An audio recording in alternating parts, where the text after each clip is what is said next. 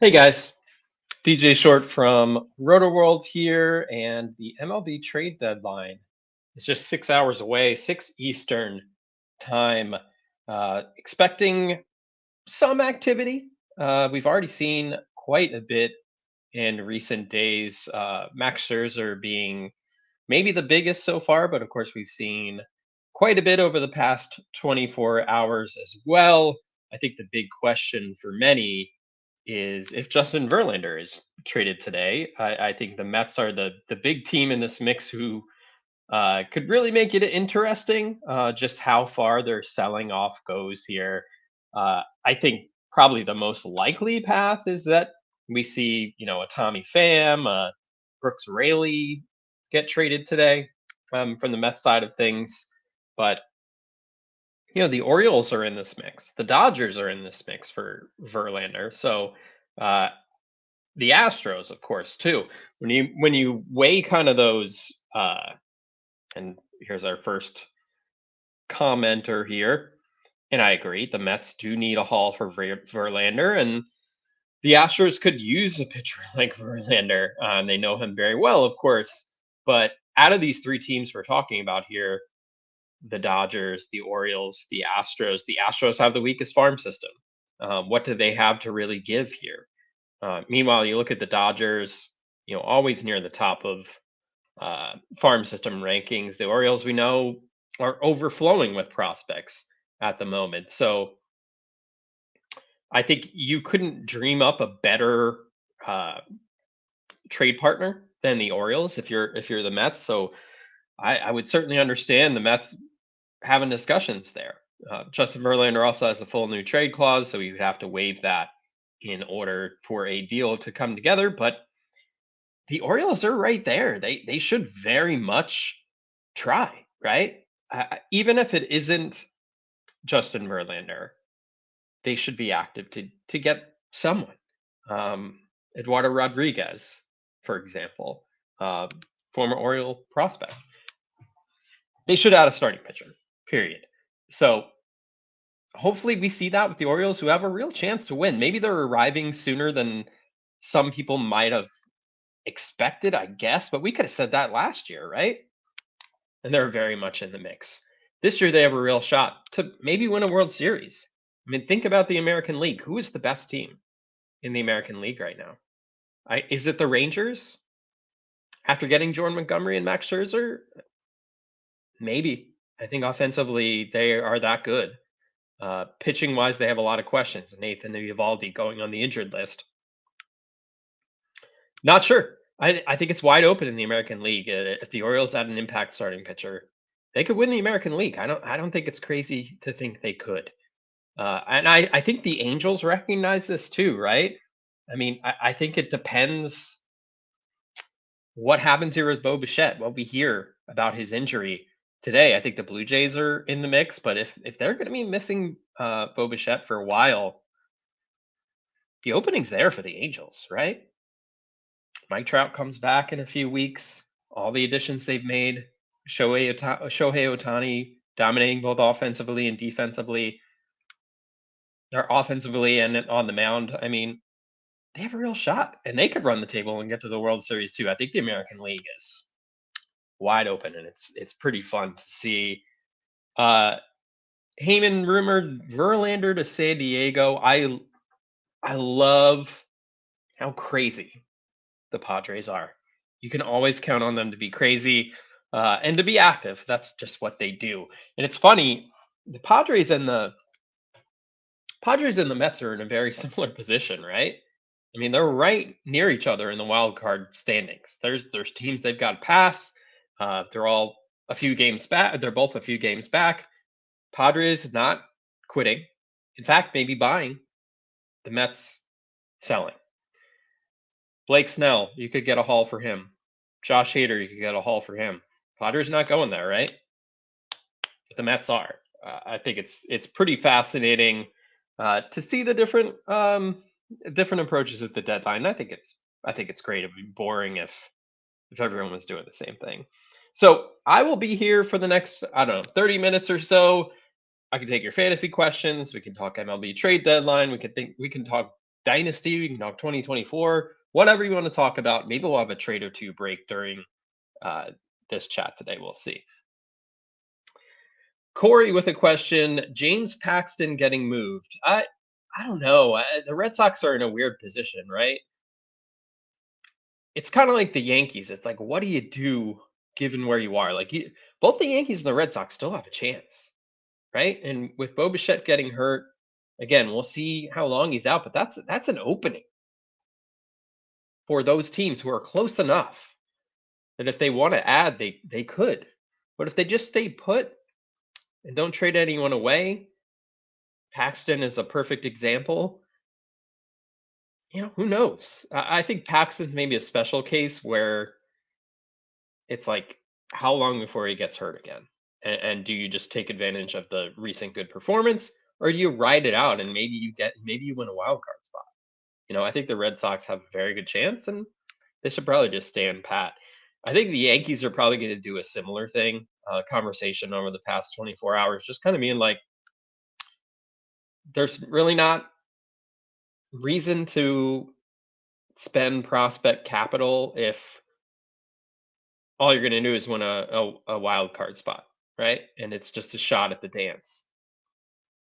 But we saw what the Phillies did last year with a kind of top heavy roster, and they ran the table to the World Series, right? So I could see it either way. I don't see the Yankees selling, but I don't necessarily see them buying either. Kevin with a question, fantasy question here. Keep Eddie Julien or drop him to put Jorge Polanco back in my middle infielder spot, 14 team roto? Good question. I'm a believer in Julien. I think he's going to have the multi-position eligibility eventually. When Polanco comes back, Julian's going to stay in the lineup. I think Polanco is not super exciting to me, but he's a compiler, right? I think I would take a chance on Julian. I believe in the talent and what we've seen so far, and I don't think playing time is going to be an issue for him. I think given what he's shown this year, the Twins should give him every opportunity to keep a spot in the lineup. Jordan Walker or Seiya Suzuki Roto 5x5 rest of season. I'm going to take Jordan Walker. The numbers since returning from the minors have been really good. Fewer strikeouts, elevating the ball more, kind of everything the Cardinals wanted him to do, he's done so far. Suzuki is the kind of player where I'm like, he should be better than he is, right? But it just hasn't materialized for him so far this season. It certainly could, but I've been pleased with what I've seen from Walker, and I think he has the chance to be, in future seasons, an early round draft pick. And we're already seeing the pieces start to come together for him this year. So I've been encouraged. Cubs related question. What are the Cubs doing at the deadline? Pretty amazing. I mean, a week ago, we were talking about the Cubs selling, right? It was kind of a given. Marcus Stroman, likely to be traded, right? Lucas Giolito, likely to be traded. We saw Giolito traded to the Angels. The White Sox waved the flag. The Cubs have went on a little bit of a run recently, and now they're like, hey, let's just go for it, right? I mean, the NL Central is still up for grabs. The Reds look like the team in the moment, but that's far from a sure thing. And now no Bellinger. We saw Jmar Candelario get traded back to the Cubs, his original organization coming over from the Nationals. So the Cubs have shifted to buying here, which is pretty intriguing. I could still see them adding a couple of pieces here. Do I think it's going to be like a huge acquisition here? Probably not, but depth around the margins, a bullpen arm, something like that. I think that's what we're likely to see. Brendan Rodgers worth the flyer, activated last night, hit fifth, went 1 for 4. I'm into Brendan Rodgers. I mean, yeah, you're getting a player who gets to call Coors Field home and has a track record, right? I mean, he's been out all year with the shoulder surgery, but And I think there was a certain point where we weren't sure if he would play this season, but here he is and back to full health. And I would expect him to be a pretty solid fantasy option the rest of the way. So, yeah, I'm into it. I think in most leagues he should probably be picked up, honestly. And I think Rogers is available in like 90% of Yahoo leagues, or at least when I checked like a week ago. Morgan with a question. I know there's a chance he's traded, but is Teoscar Hernandez droppable in a 12-team league? He's just been so inefficient and basically awful for 6 or 7 weeks now. Droppable, I'm not sure. I think he's definitely a bench at this point, but I don't know if I would drop him even in a 12-team league. There's been some rumors over the past 24 hours that he could be traded. So that's worth watching. I mean, if he goes to a better situation, better home ballpark, which obviously he left behind with the Blue Jays that he had last year. And I mean, I love the trade going to the Mariners during the offseason, but just hasn't worked out. And you could say that about the Mariners in general. This year has been a very disappointing year for them, given all the expectations that he's had. I wouldn't drop him just yet. I'd watch to see what happens today with Teoscar Hernandez. Do the Braves do anything? Trade Von Grissom. And the only thing that I've really heard about the Braves in the past day or so is potentially adding a bullpen arm. I mean, it's a nice problem to have for the Braves to kind of look at their roster and be like, we don't really need a whole lot. And that's kind of where the Braves are. I think top to bottom, they're the best team in Major League Baseball. They get Max Fried back from the injured list this week. It's only making them stronger. The Braves are the best team in baseball. Now, they should push all their chips in the middle of the table. I don't think the Braves farm system is the best by any means. But when you're looking at these kind of relievers on 1-year deal type situations, which is probably likely what they're looking at, I don't think they have to give up even a player like a Von Grissom who has potential. I'm not looking for the Braves to do anything huge here. So, is anything going on right now? Is my question. I'm just going to refresh my feed just to see if we've had any trades go down. It doesn't look like we have. Royals acquired Tucker Davidson from the Angels. Not exciting here, obviously. And Diamondbacks listening to offers on Andrew Chafin and Joe Mantiply. Of course, the Diamondbacks added Paul Sewald from the Mariners yesterday. We talked about the Mariners situation, how disappointing they've been. For them to trade Paul Sewald, I think that just underscores how disappointing they've been. Andres Munoz is rostered in about 70% of Yahoo leagues, I think, at this point, but he should be rostered everywhere for the rest of the season. Maybe Matt Brash figures into that mix too if you want to make a speculative pickup. But yeah, the Diamondbacks get their closer there, and we'll see how that plays out. Certainly strengthens their chances. Fantasy perspective, who had more disappointing season to date, teams or players? Yankees, Mets, or Padres?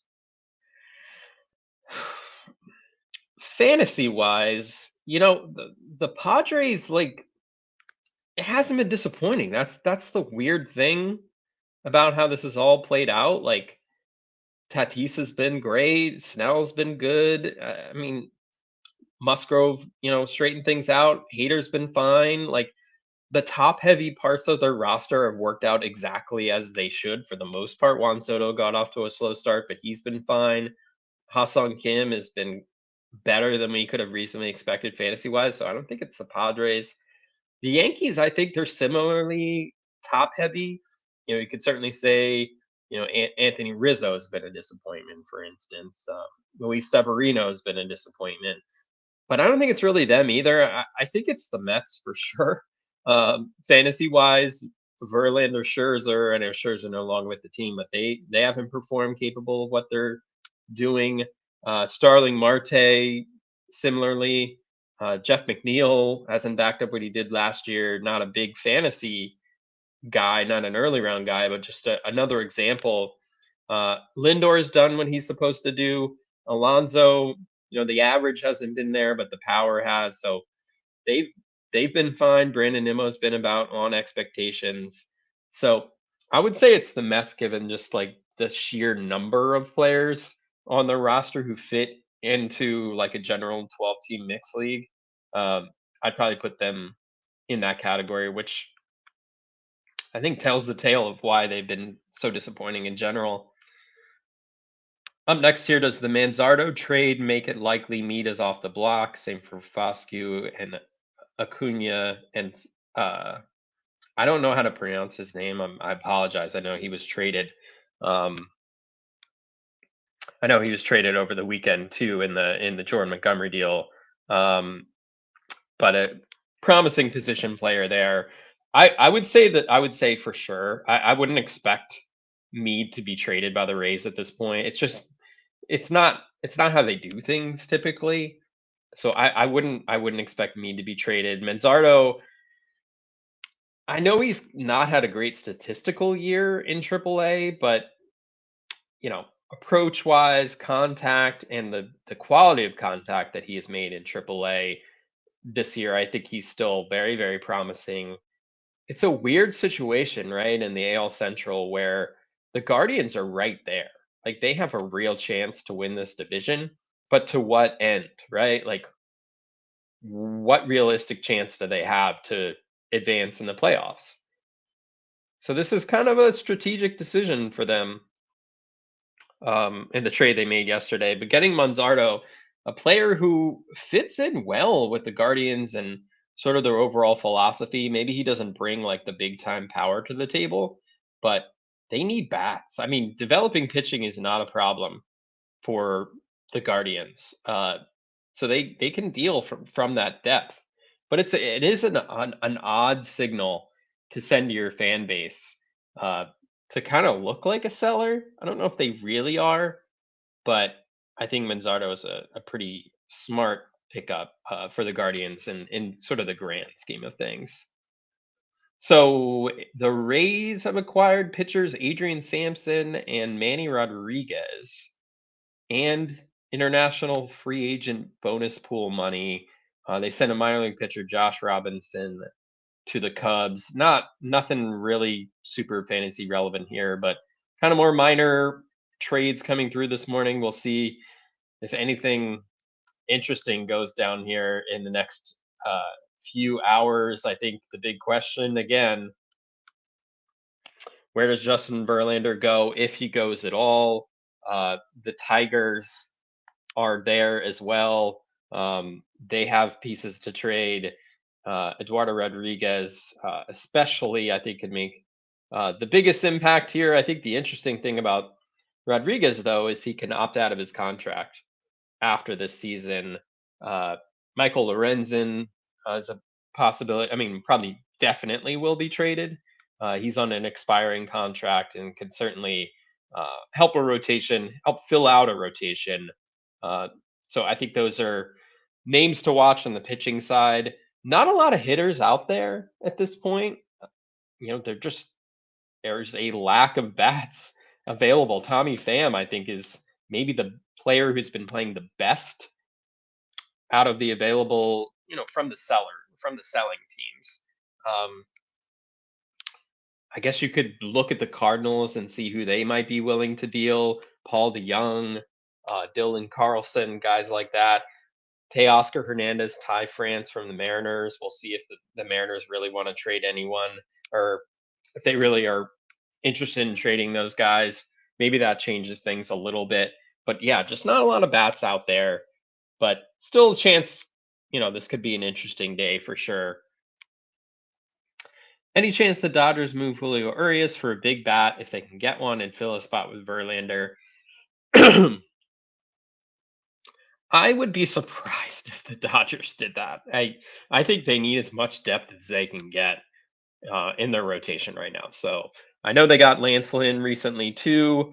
We'll see if they can work their magic with Lynn. I have to think he'll be better. He can't be worse than he has been. He's just been from start to start. You kind of don't know what you're going to get from Lance Lynn at this point. And that's the way I feel about Max Scherzer too. I think fortifying that rotation. You don't have Degrom, Evaldi. It seems like it's a minor thing, but anytime you hear forearm type situation, you worry a little bit there. So fortifying that rotation with Scherzer and Sean Montgomery, I'd bank more in Montgomery the rest of the season than Scherzer. Just honestly, from start to start, you don't know what you're going to get from Scherzer right now. He does look like he's still capable of pitching a good game, but not someone you can necessarily count on to be that, hey, our it's a do or die situation and we need a big start. Like I don't know if Scherzer's that guy anymore. I hope he proves me wrong because I think he's a Hall of Famer. He's a competitor, but just the stuff that I've seen this year watching his starts, it's not the same. Why were there rumors about Seattle potentially moving Logan Gilbert? That feels short-sighted. I totally agree. I think trading Logan Gilbert would be the exact opposite of what the Mariners should be doing. To me, they're still a team on the rise when you look in the next few years here. So, and I see Gilbert as, you know, the guy at the top of that rotation along with Luis Castillo. So I feel like that would be a very, very poor move for the Mariners. They do need offense, but trading Gilbert would not be the way that I would do that. Do you think we'll see Tyler Stewart or Mike Vassell before the season ends now that the flag has been waved? And to be clear, these are prospects with the Mets, pitching prospects. And to me, this is the key when you look ahead for the Mets. What does the rotation look like next year? What does the rotation look like in 2024, especially if you trade Justin Verlander? I think it would be not smart to trade Verlander, but they do have some young pitchers on the way, at least at the double A level currently. Vassell's in triple A. I think we'll probably see him first. Will it be this year? I'd say why not, right? I think the transition to triple A hasn't been completely smooth. So I'm not sure. I think they probably want him to get a couple of a couple of quality starts under his belt before it becomes a legitimate conversation. David Peterson, you would think, would go back into the rotation as well for the Mets. But yeah, I think Vassell for sure gets a shot, and we'll see next year. They have some pitchers coming through here. They got Jarvis yesterday in the Mark Canha deal with the Brewers, and maybe Jarvis gets a chance.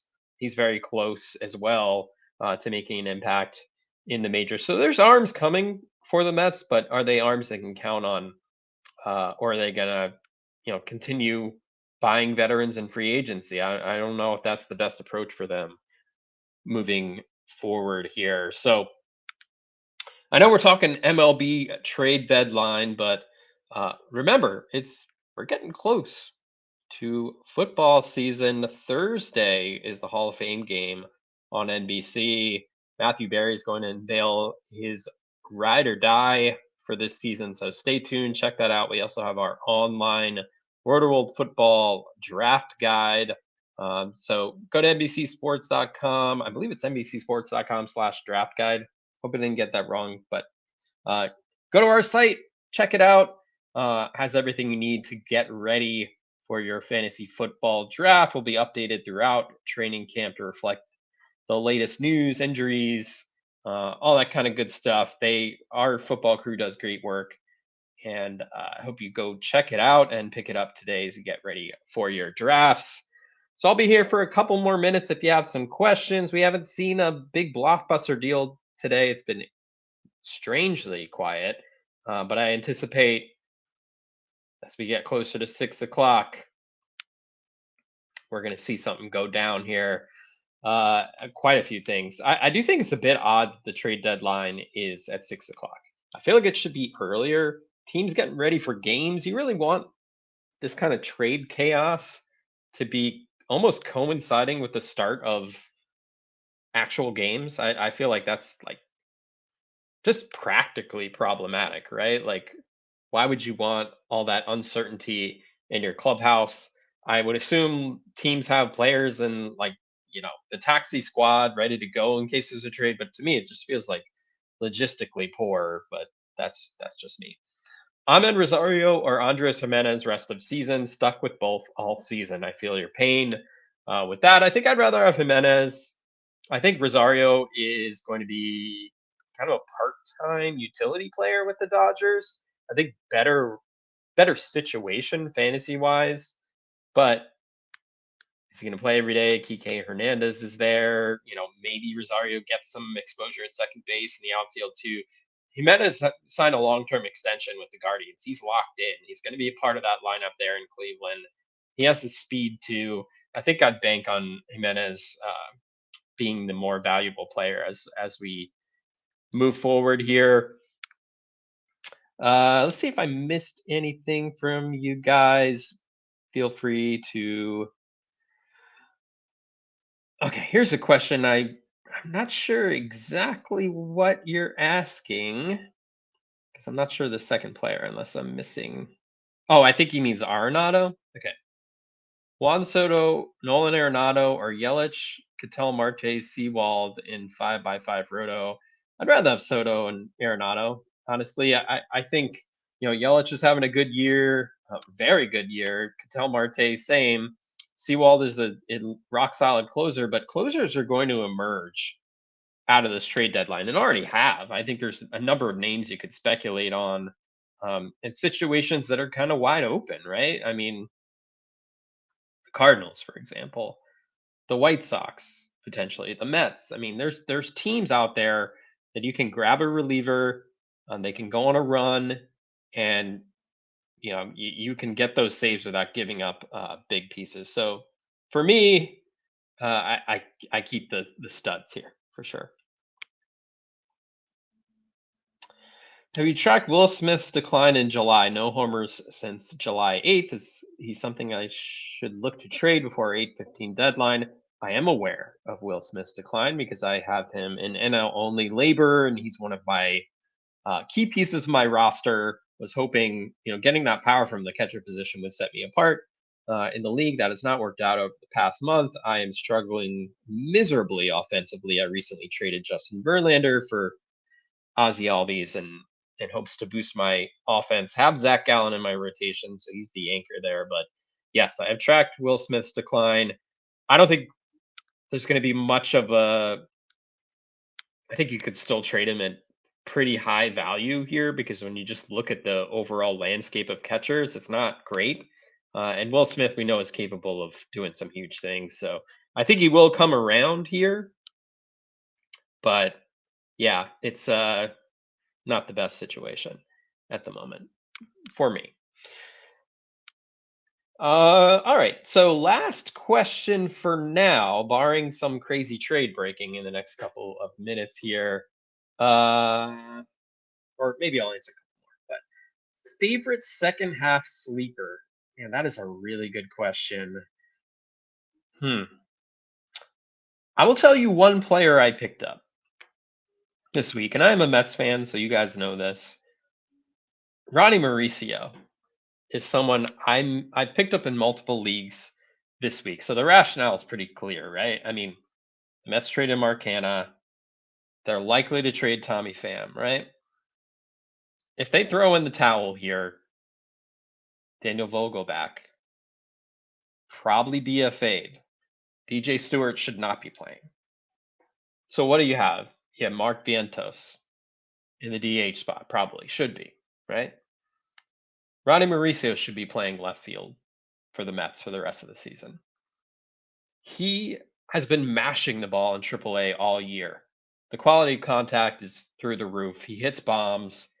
Plate discipline is a question, but there's power, there's speed, there's opportunity. We're talking about a deep league potential player, but maybe not. Like maybe he goes on a run, right? Maybe he hits, 5 home runs in a week or something. Like it's within the realm of possibility with Mauricio, who has that raw power.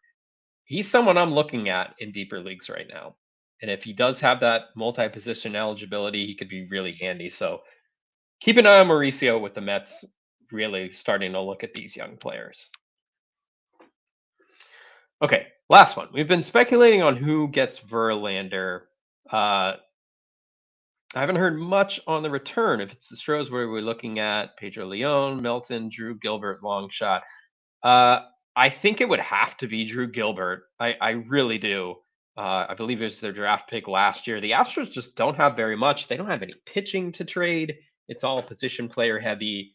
I think if the Mets are, this is a symbolic thing, right? If the Mets trade Verlander, this is kind of like next year. I'm not sure if we're going to be in it, right? I mean, it's a big decision for them to make. I don't think they're going to be willing to pay down a lot of the contract, but maybe they will if they can get Gilbert. We'll see. I think that's the only way it happens, personally.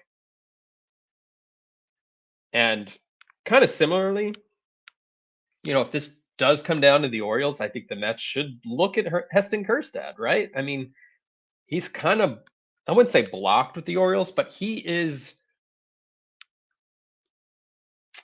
expendable in a way.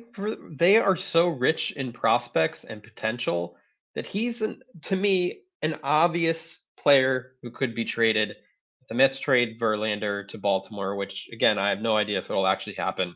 Hessinghurst should be at the top of the list of their asks.